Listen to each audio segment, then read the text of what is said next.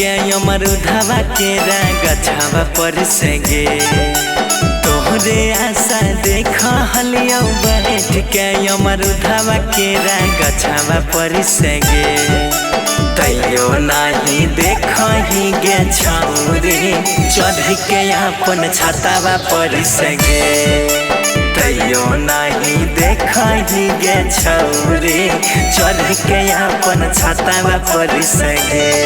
अरे हमरे आशा देखो हकी का है अमर उधावा के गछावा पर से रे हमरे आशा देखो हकी का है अमर उधावा के गछावा पर से रे।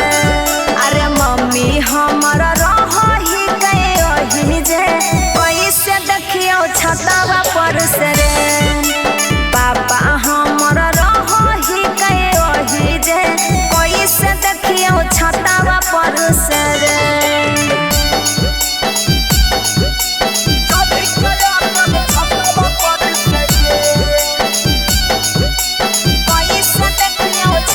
Music by Shashi Bhushan Snehi.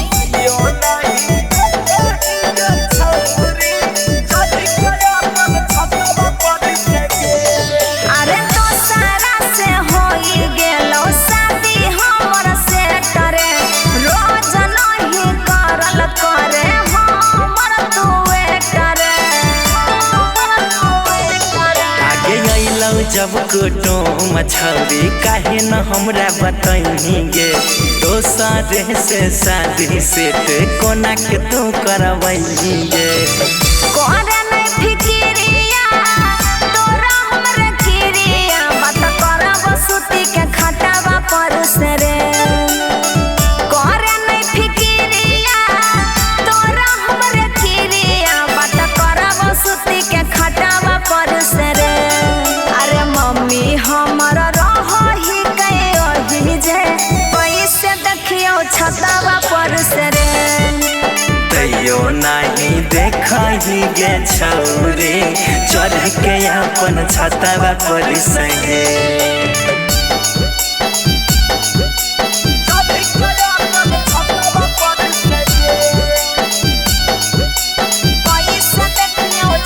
Music by Shashi Bhushan Snehi.